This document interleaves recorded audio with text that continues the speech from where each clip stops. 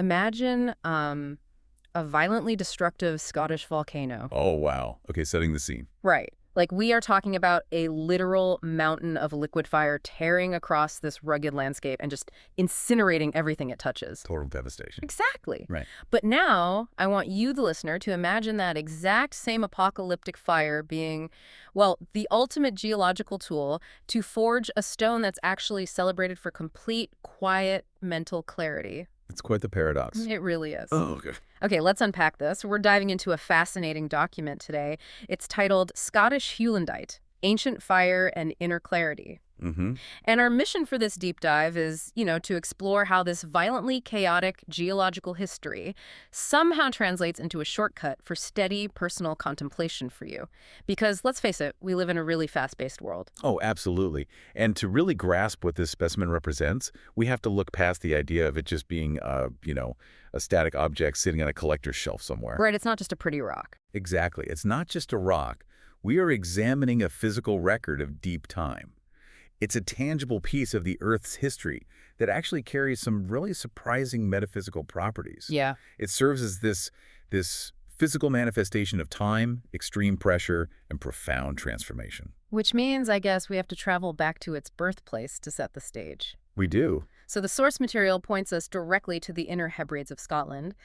And for those of you listening, picture this incredible, windswept, super elemental landscape. It's gorgeous. Yeah. And collectors absolutely revere the Inner Hebrides for producing striking zeolite specimens. Right, but the foundation of this entire landscape is ancient volcanic basalt and cooling lava flows. It's sort of like a giant, chaotic pressure cooker. That's a great way to put it. But I have to ask, how does something so delicate like a zeolite crystal come from something so overwhelmingly destructive? Well, what's fascinating here is the deep time involved.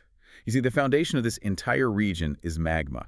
Millions of years ago, the Earth just tore itself open, bleeding molten rock all across the surface. Just a completely hostile environment. Unbelievably hostile. You had an environment defined by extreme heat, unimaginable pressure, and severe chemical volatility. Yeah, and it's really hard to reconcile the raw elemental power of that volcanic stage with the final product. It is. Because when you picture a zeolite crystal, it's delicate, it's highly precise. Very geometric. Right. And the irony here is that the incredibly dense, destructive basaltic rock, the literal material that obliterated the ancient landscape, actually becomes the protective cradle for the crystal. That's the key. The destruction creates the necessary architecture for the creation. Wow. The lava sets the boundaries, right? But the actual crystallization process, the real architectural work, that happens long, long after the violent eruption has ceased. Okay, so before we get into that timeline, we should probably clarify the term zeolite for anyone listening who, hasn't spent their free time mapping mineral classifications. Yeah. Because a zeolite isn't just a generic shiny rock. No, not at all. It's defined by this highly porous, cage-like molecular structure. It functions almost like a microscopic three-dimensional sieve at the chemical level. Exactly. That porous cage-like lattice is its defining characteristic. Yeah. And it's directly tied to the specific mechanism of its formation. Right. The text actually points out that heulandite forms through, quote, low-temperature hydrothermal processes. Okay, wait, stop right there. How can a volcano be low temperature? Hearing that phrase in the context of magma feels entirely counterintuitive at first glance. It does sound like a contradiction, right? Yeah. But we are really talking about the millions of years after the initial eruption. Oh, I see. The fire has died down, the surface magma has solidified into this dense rock, but the internal geological system remains warm for eons. Okay, so it's not actively erupting. It's more like steeping a perfect cup of tea. Just this long, slow soak. Yes, exactly. Yeah. It acts as a massive, slow-cooking subterranean oven. Okay, here's where it gets really interesting, though. What's happening inside that oven? Well, during that incredibly long cooling phase, water from the environment, whether that's percolating groundwater or even water vapor released from the cooling magma itself, it gets heated by the residual thermal energy locked in the rock. Like a hot spring, almost. Kinda, yeah. And this warm, dynamic fluid slowly navigates the fissures in the solidifying lava. And as it moves, it becomes highly saturated with dissolved minerals pulled directly from the basalt. Right, because as that lava was initially flowing across the Hebrides, it trapped expanding gases. Yes. And those gases bubbled up like carbonation in a soda. But as the rock hardened, they literally froze in place, Exactly. leaving countless empty pockets and tiny protected fractures hidden deep inside this super dense black rock. And those hidden gas bubbles act as undisturbed subterranean nurseries. Nurseries, I love that word for it. Yeah, so the mineral-rich fluid we discussed seeps into these cavities because the temperature is relatively low at this point. Right, the low temp part. And the fluid percolation is so methodical, the minerals aren't rushed into a chaotic, messy mass. They actually have the stability to crystallize perfectly, layer by microscopic layer, Oh, wow. developing into those highly defined, lustrous, wedge-shaped formations that characterize Heulandite. That's incredible. And depending on the chemical cocktail in that water, the visual spectrum of Scottish Heulandite varies dramatically, doesn't It's it? hugely. Because the text mentions you can find soft white to completely colorless crystals, which basically look like tiny drops of frozen water. Hmm. But the most sought-after pieces display these vivid orange-red tones. Yes, the orange-red ones are stunning, and that coloration is the result of oxidized iron. Right. It's pulled directly from the surrounding volcanic rock and locked into the crystal's molecular lattice. So the rock itself is bleeding its color into the crystal. Precisely. As the fluid percolates, it scavenges trace amounts of iron for the basalt. And as the heulandite grows within that gas bubble, the iron gets structurally trapped inside the zeolite's cage-like framework. That's wild. So when you hold a piece of orange-red Scottish Heulandite, you are literally looking at the oxidized iron of an ancient volcano suspended right there in a crystalline wedge. That is just, it's mind-blowing. And that slow, undisturbed incubation inside a gas bubble isn't just a fascinating geological footnote. No, not at all. It seems to be the exact reason metaphysical practitioners value this stone so highly. Definitely. The source text links this physical formation directly to how the stone resonates energetically. Yeah, it describes it as carrying a gentle yet expansive frequency, which makes sense when you think about it growing inside an expanding gas bubble. That's the thing. The energetic signature of any mineral is often a direct reflection of its genesis. Oh, interesting. Yeah, Heulandite didn't form during the chaotic explosion. Right. It formed during the millions of years of quiet, steady, low-temperature cooling. It physically represents the wisdom gained after the fire. The wisdom gained after the fire.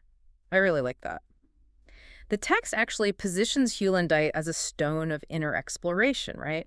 Assisting with reflection, clarity of thought, and what it specifically calls the soft release of emotional patterns that no longer serve you. Yes, soft release is the key term there. And I want you, listening right now, to really think about that phrase, soft release.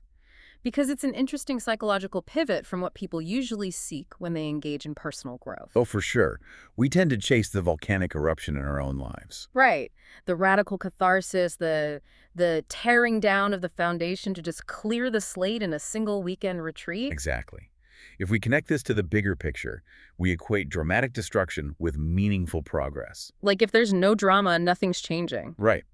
We assume that if it doesn't hurt, it isn't working. Yeah. But the text explicitly states Heulandite encourages thoughtful awareness rather than dramatic shifts. It's refreshing, honestly. It really is. It possesses this quiet intelligence. It isn't forceful. It steadily illuminates the internal landscape. Yeah, and if we look at the psychological mechanics of a soft release, forcefully ripping away a coping mechanism or some deeply held emotional pattern, Yeah. it often just causes secondary trauma. Oh, absolutely. It backfires. It's like trying to knock down a brick wall with your bare hands. You just end up breaking your knuckles. Right. The wall stays up and you're just injured. Exactly. But the expansive frequency of Heulandite seems to provide the mental space mirroring that protective gas bubble in the dense basalt to observe those patterns clearly. Yes. You quietly unmortar the wall, brick by brick, allowing the pattern to dissolve naturally when it truly loses its structural integrity. That's a perfect analogy. A stone forged in the aftermath of fire carries a really mature energy. It inherently understands that profound structures, whether they are delicate wedge-shaped zeolite crystals or deeply ingrained emotional habits, they take immense time to form. Right. Decades sometimes. Exactly. Therefore, they require gentle, consistent awareness to observe and dismantle safely without collapsing the entire psychological ecosystem. Which brings a really interesting weight to the Scottish material specifically. Hey, Todd. Because the text notes that Scottish Heulandite feels uniquely grounded and ancient, holding the memory of fire and transformation from those volcanic Hebridean landscapes. Yeah, it's not just an airy floating clarity. Right. It is a clarity anchored deep in the earth. Well, everything carries the resonance of its origin. Yeah. And that grounding element becomes crucial when you look at how the text suggests pairing Heulandite with other stones. Oh, right. The synergies. Yeah, it lists specific synergies. Mm. Amethyst for spiritual insight, apophyllite for clarity, and smoky quartz for grounding and integration. So what does this all mean when you put them together? It's kind of like assembling a complementary team of experts, right? Let's explore the underlying mechanics of those synergies. Okay, let's break it down. Because if Heulandite provides that gentle, expansive, gas bubble-like space for inner exploration, bringing in a high-frequency stone like amethyst could easily overwhelm the user if used alone. Very easily, yeah. Amethyst is powerful. But if the Heulandite acts as the foundational baseline, it regulates the spiritual insight.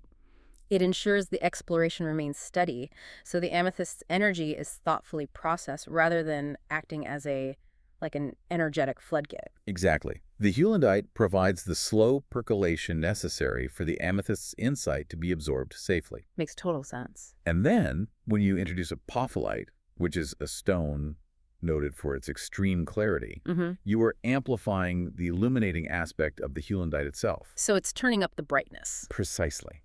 You are shining a starker, brighter light right into that protected inner reflective space.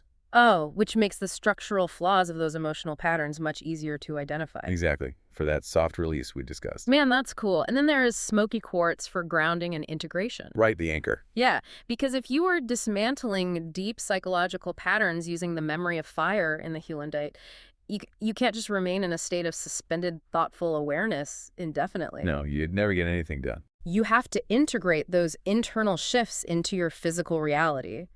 So pairing Heulandite with smoky quartz acts like dropping a literal anchor. Yes. The smoky quartz takes the insights generated in that expansive mental space and fuses them into your daily life. It creates a complete energetic circuit. I love that. A circuit. You have the protected space for exploration provided by the Heulandite, the amplification of insight from the apophyllite or amethyst, and then the mechanism to ground that transformation into reality via the smoky quartz. It makes the Scottish Heulandite a highly versatile baseline tool for calm contemplation. It really does. It's a foundational piece. And, for those of you listening who actively work with these specific synergies, or even if you are just a mineral collector hunting for classic British localities, the timing of our dive into the source material is highly relevant. Oh, absolutely. Because Keith from KSC Crystals has just added a selection of these beautiful Scottish Heulandite crystals to his website.